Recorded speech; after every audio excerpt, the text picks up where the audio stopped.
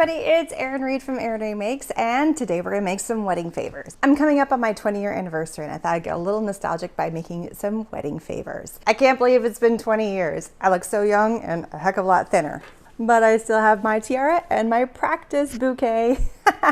Sounds kind of fun. Let's make some useful wedding favors, which are some rosemary infused olive oil in some upcycled bottles, Gwen Studios ribbons, and also StyleTech craft vinyl. All right, let's get started. So I took these bottles that I got from an advent calendar last year and I cut off the top a little bit, that was from the screw top, and then I'm starting to soak them in soapy water and just regular old tap water in my kitchen sink.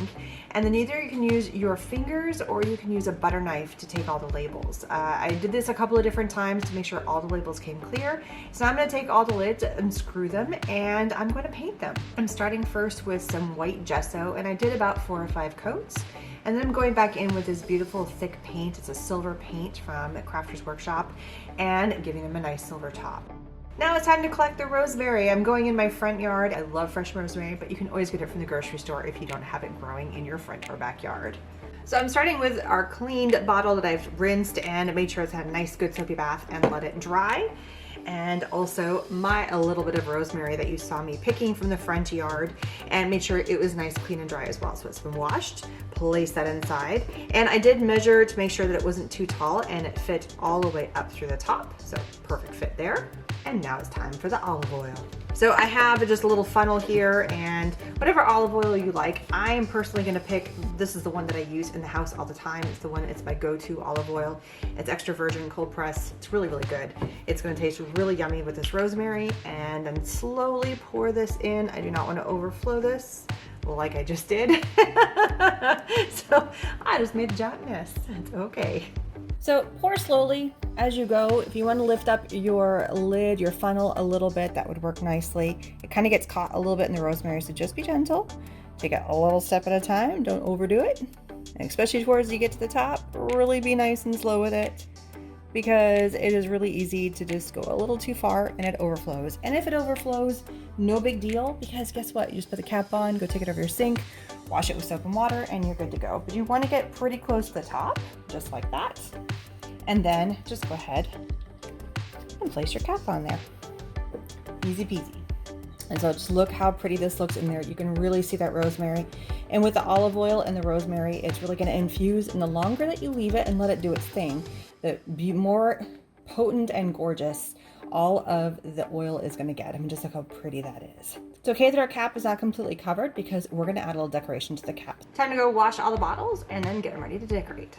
So I've got a couple of different colors of StyleTech craft vinyl. This is the luster vinyl in both silver and in gold. And I made my own design in a program called Canva. And if you've never played with it, it is absolutely awesome. And basically I made a logo with my husband's and mine first letter initials and turned it into a little logo. And then I loaded it into my Cricut Studio and then cut them on my Cricut. I did both the gold and the silver, ran them both times. And they were about they were exactly 1.8 inches in diameter. And then I also cut a bunch of circles in just white, plain old white cardstock. I also cut them in the 1.8 centimeters. So it would give the vinyl a backing, so that way it wouldn't be too flimsy on the jar. So I cut this vinyl away from the other section and I just cut like a little square, and now I'm just gonna pull off the main section, and it pulls nice and clean. And then I'm just gonna take my little weeding tool and go in and weed out all the little bits to leave it an open impression. So it looks like it's got a gap, a little emblem. And then I'm gonna take a little bit of transfer tape and place this on top. Use a little bit of this little flat tool to help place everything on there, kind of get it stuck to there. Flip it off and peel off, and this is reusable. So I've used this about 4 or 5 times. And then I also cut out some circles in white paper, and I'm just gonna place this perfectly. They all were cut out to be 1.8 inches in diameter, and then place it on there. So now it turns into like this little medallion. Peel off the front, and you can just use your fingers and go on there. And so I did some in this beautiful gold, but I also did a few in this gorgeous silver. I did a few in each just to have a little variety. And then now let's decorate our jars and place them on our jars. I have these beautiful ribbons from Gwen Studios. These are in the satin in a blush color. And also these couple of packs in a lace, and also the same blush color, but with some bling on it. So I'm gonna take a little section of that pretty satin that's got that bling on it, and then my Xyron hot glue pen, and I'm gonna find the back of my jar. So for this one, for the bottle, because it has an emblem on it, I'm using it as my back. Place a little bit of hot glue right there, and then come in with my trim, which I just did a quick rough estimate of how much needed to be on there. Place it on there, careful with the hot glue, and then run a little bead kind of going up. So just covering up that lid. We painted the top, but now we have the rest all nice and pretty. And then just come in with your scissors and do a quick trim. This stuff cuts beautifully. Even though you're cutting through some of that extra blingy bits, it's not hard to cut. So you just go between the two blings and you're all good. So again, I'm gonna find the back side, and I'm gonna place one of the wide ribbons in that beautiful blush color on the back, and go ahead and wrap it around. And I just did a rough cut. I cut way too much, but that's okay. Go ahead and put a blob of glue on here. I probably have enough to do another jar. Pull it firm to make sure it seals with the hot glue, and you know you're ready when it kind of cools off. I'm not gluing anything to the jar specifically, because if somebody wants to take off this little emblem, they can see the beautiful jar on the inside, or the bottle. Jar, bottle, same difference. Now I'm gonna take another piece. This time I'm gonna switch it up, and I'm gonna do the ribbon. So I'm really kind of playing around with all the different colors of trims and ribbons, and place a little bit of hot glue again there. Roll it over, do a little overlap. This one's a little bit see-through, so totally okay if we go a little more than normal. And then this is the back side. So I'm using this completely as the back side of our bottle.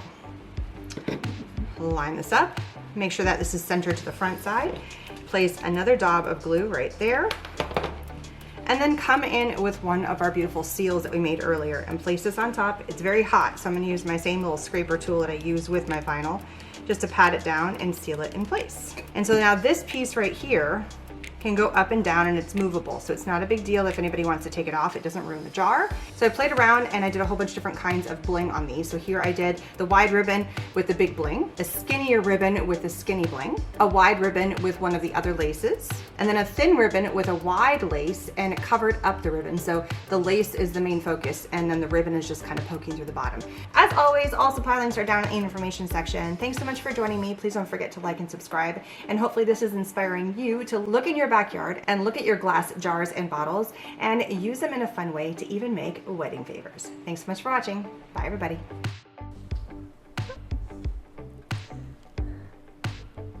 Favors using some upcycled bottoms. I think I got it.